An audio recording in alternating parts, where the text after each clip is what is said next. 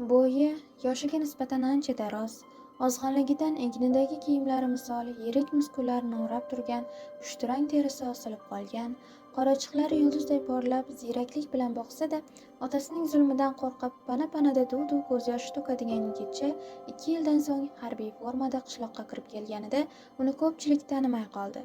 Sochlari tepaga taralganidan keng peshonasi yarq etib ko'zga tashlangan, istarasi issiq, barvasta yigitni ko'rib Dovul tegirmonchining o'zi ham bir seskanib tushdi. Bir haftacha keldi-ketdi bo'lib turdi. Ota-bola yolg'iz qolishdan, baqamti kelishdan cho'chiyotgandek tuyulardi.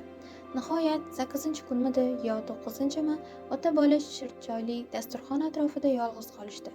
Tangriberdi hafsala bilan dazmollangan kiyimlari g'ijim bo'lmasligi uchun omonat o'tirardi. "Vayenkomgami?" deb so'radi tegirmonchi cheti uchgan piyoladan choy ho'plarkan. "Shaharga borib kelishim kerak. Birovga telefon, digirmonni qachon qo'lga olasan?" Tangriberdi yerga boqdi. Bir muddat o'ylanib turdi-da, so'ng otasiga tik qaradi. "Ota, men yana ketishim kerak." Tegirmonchining shirchoyli kosaga uzalgan qo'li tek qotdi. "Nima deysan?" deb so'radi u garangsib. "Harbiy bo'lsam devdim. Xizmat qilgan yerimga yana qaytib borishim kerak. U yoqdagilarga va'da berib kelganman." Dovul tegirmonchi odatiga ko'ra o'zini ovsarlikka soldi. "U yerda nima qilasan, bolam?" "Bormasam bo'lmaydi", chaynaldi yigit. "Hov bola, o'ylab gapiryapsanmi? Digirmon nima bo'ladi?" "Nima endi, tegirmonchining bolasi tegirmonchi bo'lishi kerak deb shu tog'lar orasida o'tib ketaveramizmi? Digirmonchi bo'lib birovdan bir burda nonni kam yedingmi? Qora nonga obdon to'yganmiz. Noshukur bo'lma bola, tilingni uzib olaman. Ketmasam bo'lmaydi ota." "Nima balo, bitta yarimta sanqi xotinga ilakishib qoldingmi?" Gap shu, hech qayerga ketmaysan. Ota-bobamizni kasbini qilasan. Men butunlay ketaman deyotganim yo'q", dedi Tangriberdi endi zorlanib. "Armiyada shaxmat bilan ko'p shug'ullandim. Musobaqalarda qatnashdim. Ishimni yana davom ettirishim kerak. Trenerim Almas akaning o'zi birga kelmoqchi edi. Men yo'ldan qaytardim." "Aha, ana endi ichingdagini aytding." Tegirmonchining ko'zlari yaltirab ketdi. "Ko'nglim sezib turuvdi. Shu yoqlarda ham tinch yurmabsan-da." "Ota, xo'sh, necha marta yutding-yu necha marta yutkizding? Ana qog'ozlar diplomatda turibdi. Qo'ziboyni bolasi armiyadan bitta mototsiklni pulini ishlab kepti. Sen..." Eski g'ishava boshlanayotganidan bezgan yigit chidab tura olmadi. "Pul yo'q, pul yo'q, bir so'm ham berishmadi. O'zim yonimdan pul to'lab qatnashdim. Shu." Hayatdan tegirmonchi kappaday kallasini changallagan ko'yi jim qoldi. Anchadan keyin boshini ko'tarib qararkan, favqulodda xotirjamlik bilan so'radi. "Qani o'sha qog'ozlaring, ko'rsam bo'ladimi?" Tangriberdi yap-yangi zalvorligini sumkasini ichkari uydan olib chiqib, jimitday kalit bilan uni ochdi. Bir qancha qalin muqovali yorliqlarni otasiga uzatdi. "Otam o'qigan bilan tushunmaydi, chunki ko'rmoqchi shekilli", deb o'yladi yigit. "Ana u nima?" Yaltiroq qog'ozga o'rog'liq narsaga imo qildi ota. "Bumi?" Tangriberdi biroz ikkilangan holda yaltiroq qog'ozni ochdi. "Bu shaxmat taxtasi, yap-yangi. Bunda bir qo'l o'ynaganman xolos. Bu yoqqa ber." Dovul tegirmonchi kerakli narsalarni yig'ib oldi-da, o'rnidan turdi. To'g'ri o'choq boshiga bordi. Kuli olinmagan tandirga qo'lidagi narsalarni tiqdi-da, ustidan kerosin qo'ydi. Qog'ozlar gurillab bir zumda yonib bitdi. Shaxmat taxtasi esa bir lovulladi-yu, keyin nimagadir tutay boshladi. Oq va qora shoxlar o'z sipohlari bilan yerda sochilib yotardi. Tegirmonchidan chiqqan shaxmatcha esa rangi bo'zday oqargancha haykal bo'lib qolgandi. Tegirmonchi hech narsa bo'lmaganday joyiga kelib o'tirdi. Gapini to'xtagan yeridan davom ettira boshladi. "Otam otasini boqdi. 80dan oshib qazo qilganida izzat ikrom bilan ko'mdi. Vaqti kelganida men ham otamning qo'lidan ishini oldim. Boqdim, o'lganida o'zim ko'mdim. Lekin men o'lsam, o'ligim egasiz qolarkan." Dovul tegirmonchi birdan jimib qoldi. Dimog'i achishib, milklari namlandi. Bu holda negadir iymanmadi. Ko'zlaridan dumalagan 2 tomchi yoshni atay o'g'li ko'rsin uchun artib tashlamadi. Tangriberdi o'rnidan tura solib, egnidagi oxirgi ko'ylagini yechib, uy to'riga uloqtirib yubordi. Keyin maykachan holda shaxt bilan yurib tashqariga chiqib ketdi. Eshik yopilgan asno tegirmonchi oshxona derazasidan mo'ralab turgan xotinini imlab chaqirdi. Qarindosh urug'danmi, begonadanmi tuzukroq qiz top.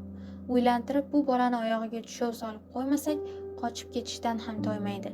Lekin qiz haddan chiroyli bo'lsin. Turmush ikir-chikirlari to'lib toshgan miyasida bexosdan paydo bo'lgan yangi so'z, yangi fikr tegirmonchini hayron qoldirdi. Odatda u ayollarni husniga qarab farqlamasdi. Osh-ovqatingni qilsa, bola tug'ib bersa bo'ldi-da. Bu dunyoda hamma narsa o'z holicha qolmaydi. Yangilagan ham bir kun kelib eskiradi, siri ko'chadi, oxiri ketadi. Dovul tegirmonchi o'ylay oxiri istil bo'lib ketgan o'g'lini taqdirini Ishboyev bilan birgalikda hal qilishni ko'ngliga tukdi. Qolaversa, Tangriberdi sarkashlik qilgani uchun unga atay tegirmonni tiqishtirgani bilan aslida niyati biroz o'zgargan edi.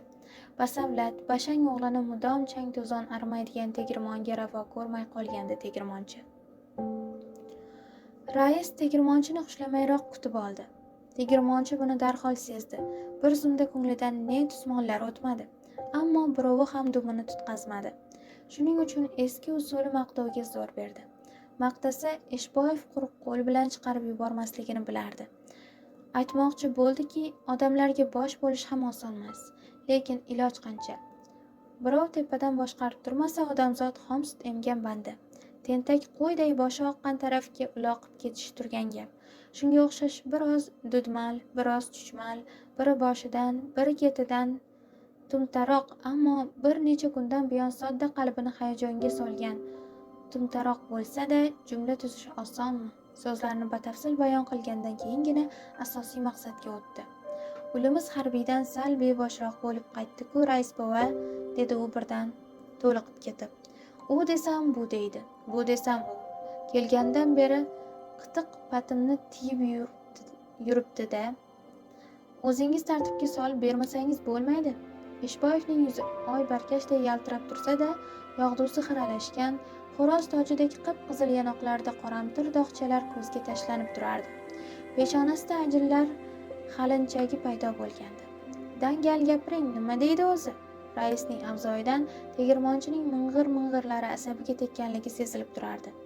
Harbiy bo'laman deydi, shohmat o'ynayman deydi. Harbiy bo'laman desa jo'natib yuboravering. Tegirmonchi bir qalqib tushdi. Og'ringandek eski oshnasiga o'pkali nigoh tashladi. O'zidan o'zi norozilandi ichida. Bemavrid kelganini fahmlab. Bemavridki, oy yuzini qora bulut to'sgan bir zamon. Lekin past tushgisi kelmadi. Men qo'li qabargan mehnatkash bir odamman. Uning huzuri bilan ne ishim bor? O'ylari dalda bo'lib qaddini tikladi. Men-ku erkak odamman. Ne o'tsa ichimda, lekin enasiga qiyin bo'lyapti-da. Hammamiz ham enadan bino bo'lganmiz. Ena so'zini eshitib raisning qarashlari mahzunlashdi. Yaqinda 90ga kirgan onasi qazo qilgandi. Rais onasi jon berar chog'ida tepasida bo'lolmaganidan armonda ekanligi tegirmonchiga ma'lum edi. Sizga qanday yordam berishim mumkin? Tegirmonchiga aynan shu javob kerak edi. Idoradan ish topib bersangiz debidim, dedi u birdan jonlanib. Hisob kitobga kallasi zo'r ishlaydi. Bo'pti, bir haftadan keyin kelsin, gaplashamiz. Ishboyev shu bilan qutuldim deb o'ylab oldidagi qog'ozlarni titkilay boshladi. Dovul tegirmonchi esa ketishga shoshilmasdi. Nimanidir aytishga botini olmayotgandek Ishboyevga mo'ltirab tikildi. Ishboyev qog'ozlardan bosh ko'tarishga majbur bo'ldi. Nima gap yana? Ulimga qancha oylik beriladi? Ishboyev g'alati qarash qildi. Choli qurg'ur hech qanday hujjati bo'lmagan bolasini ishga olishga rozi bo'lib, qanchalik muruvvat qilganimni tushunmayapti chog'i deganday. Tegirmonchi uchlari oqara boshlagan kipriklarini pirpiratgancha raisga umidvor tikilib turaverdi. Ishboyev ensasi qotganini sezdirish uchun ilkisroq javob qildi. Boraveringchi, qolganini o'lingiz bilan gaplashamiz. Dovul tegirmonchi idoradan dilxira bo'lib chiqdi. Goh tepaga o'rlab, goh pastga yanib ketgan yo'l chetidan qo'llarini orqaga qilgancha o'y surib borarkan, raisning o'zgarib qolganini ich-ichidan his etdi. Avvallari bunday emasdi, deb o'yladi tegirmonchi. Qishloqning itini ham kulib qarshi olardi. Raislik kursisida uzoq o'tirib qolganiga mana shu samimiyligi ko'proq sabab bo'lgandir. Endi bo'lsa, Eshboyevning o'zgarib qolishiga balki tegirmon davri o'tgani sababdir. Dovul tegirmonchi yurishdan to'xtab, kalishi ichiga to'lgan tuproqni to'kdi. Shu bahona ortiga xo'jalik idorasi tomonga qaradi. Shu paytgacha raisdan bunchalik ko'ngli og'rimagandi. Hatto o'zi qaytib ketgan kunlarda ham. Tegirmonchi yurishda davom etdi.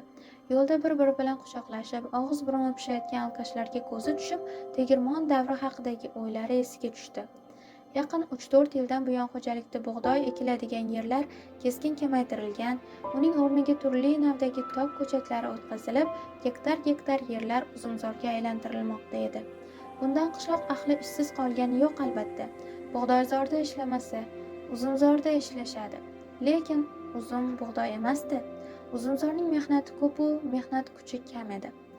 Mayiz qilib bo'lmas ekan, bola chaqaning bir tuyganini aytmasa. Bug'doy o'z oti bilan bug'doydi. Bug'doy uni odamlarni to'ydirsa, zamoni mol-holni kuniga yarab turardi. O'rim vaqtida uddaburonlar tonnalab bug'doy g'amlab olishardi. Epsizlar ham butkul quruq qolishmasdi. Boshoq terib qishligini g'amlardi. Bundan tashqari, yillik daromad evaziga ham ko'pincha bug'doy berilardi. Uzumdan ko'ngli to'lmaganlar og'zi botir deb tegirmonchining eski oshnasi Qo'ziboyni rais bilan gaplashganini yuborganida Eshboyevning rangi o'chib ketibdi. Nafsingni katta qo'ysang, to'yganingni bilmaysan-da. Nimanga yetmayapti o'zi deb Qo'ziboyni ancha siquvga olibdi. Qo'ziboy degich ham tab tortmabdi. Rais bova emasam, uzumni biz bopidan ektiring. Buningiz olchaday tirsillab turgani bilan mayiz qilib bo'lmasa, shirasining ham mazasi yo'q. Hech narsaga yaramaydi. Shunda Eshboyevning jahli chiqib ketibdi. Bu uzumlarning navini Gruziyadan olib keltirganman. Gruziyadan. Bundan zo'r vino ishlab chiqarsa bo'ladi. Plan to'lgandan keyin ortidan uzumlar irib-chirib yotmasin. Sizlar ham bir o'zlaringni sinab ko'ringlar. Bu yog'ini so'rasang, gruzinlar vino ishlab chiqarib boyib ketgan xalq. O'zlaring dangasasizlar. Qo'ziboy dangasa. Qo'ziboy o'sha kuni o'zini ilhaq kutib turganlarga Eshboyevning bu so'zlarini aytmadi. Ichida olib qoldi. Birinchi bo'lib o'zi musallas tayyorlab tatib ko'rish istagi yuragiga qutqu solayotgandi. Yashirincha tayyorlangan musallasni bir hafta davomida o'zi ichib yurdi.